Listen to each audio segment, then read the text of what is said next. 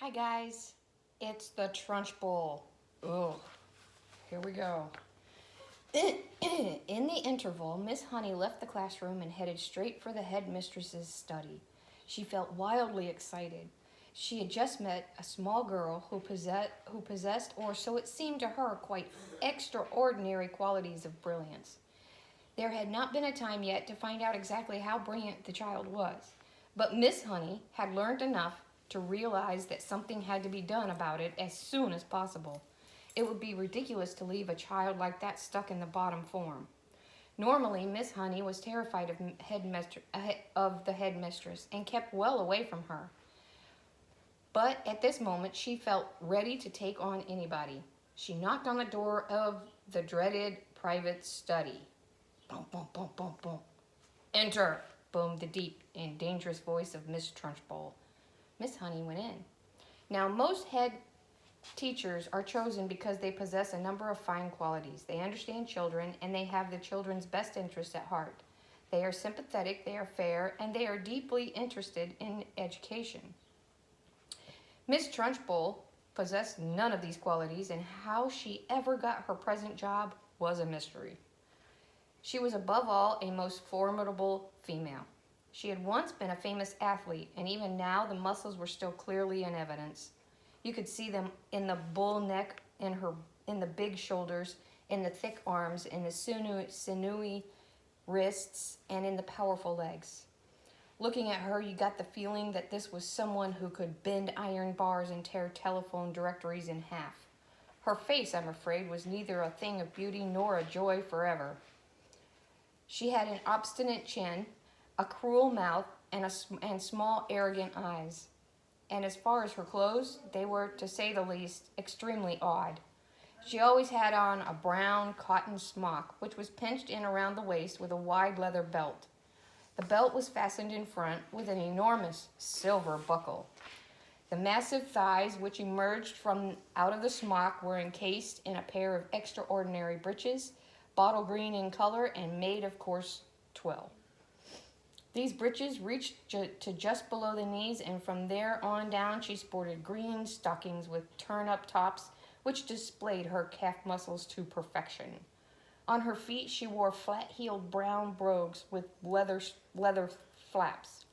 She looked, in short, more like a rather eccentric and bloodthirsty follower of the staghounds than the headmistress of a nice school for children.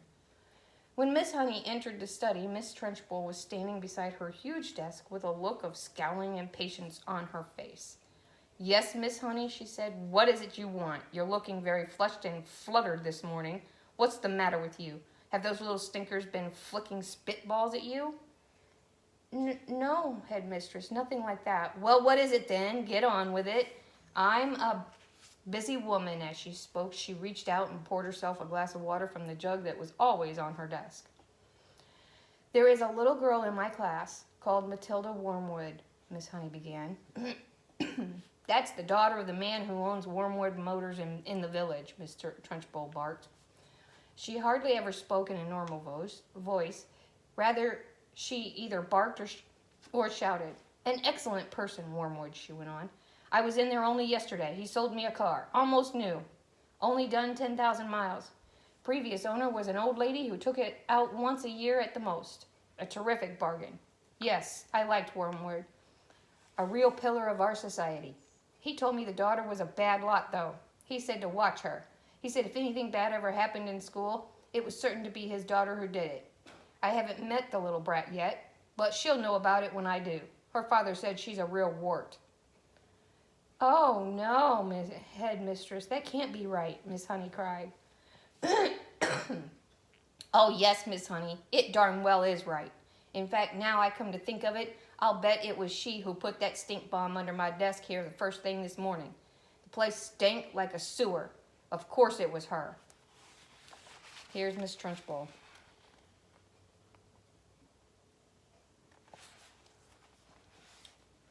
"I shall have her for that. You see if I don't. What's she look like? Nasty little worm, I'll be bound. I have discovered, Miss Honey, during my long career as a teacher, that a bad girl is a far more dangerous creature than a bad boy. What's more, they're much harder to squash. Squashing a bad girl is like trying to squash a blue bottle. You bang down on it, and the darn thing isn't there. Nasty, dirty little things little girls are. Glad I never was one. Oh, but you must have been a little girl once, headmistress. Surely you were. Not for long, anyway, Miss Trunchbull barked, grinning. I became a woman very quickly. She's completely off her rocker, Miss Honey told herself. She's balmy as a bedbug. Miss Honey stood resolutely before the headmistress. For once, she was not going to be browbeaten. I must tell you, Miss Headmistress, she said, that you are completely mistaken about Matilda putting a stink bomb under your desk. I am never mistaken, Miss Honey. But, Headmistress, the child only arrived in school this morning and came straight to the classroom. Don't argue with me, for heaven's sake, woman. This little brute Matilda, or whatever her name is, has stink-bombed my study, and there's no doubt about it. Thank you for suggesting it. But I didn't suggest it, Miss Headmistress. Of course you did. Now, what is it you want, Miss Honey? Why are you wasting my time? I came to talk to you about Matilda, Headmistress. I have extraordinary things to report about the child. May I please tell you what happened in my class just now?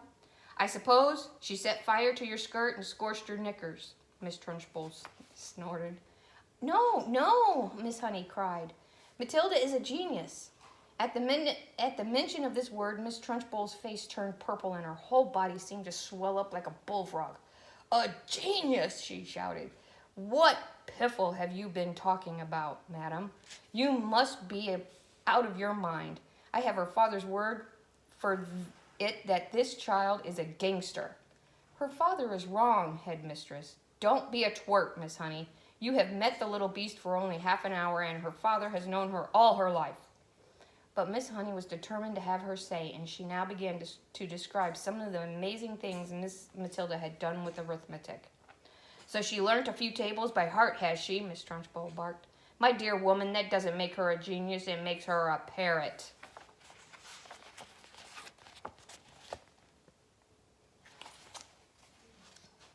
But, Headmistress, she can read. So can I, Miss Trunchbull snapped. It is my opinion, Miss Honey said, that Matilda should be taken out of my form and placed immediately in the top form with the 11-year-olds. Ha! Snorted Miss Trunchbull. So you want to get rid of her, do you?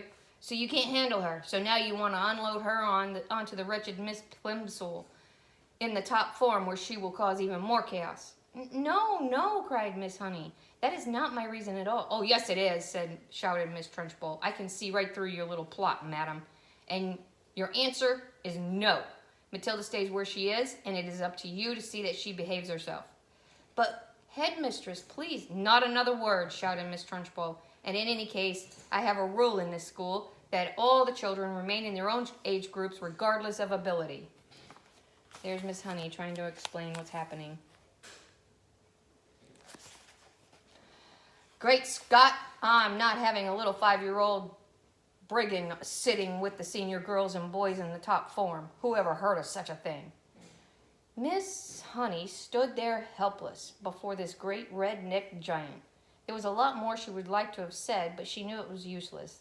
She said softly, Very well, then. It's up to you, Headmistress. You're darn right it's up to me, Miss Trunchbull bellowed.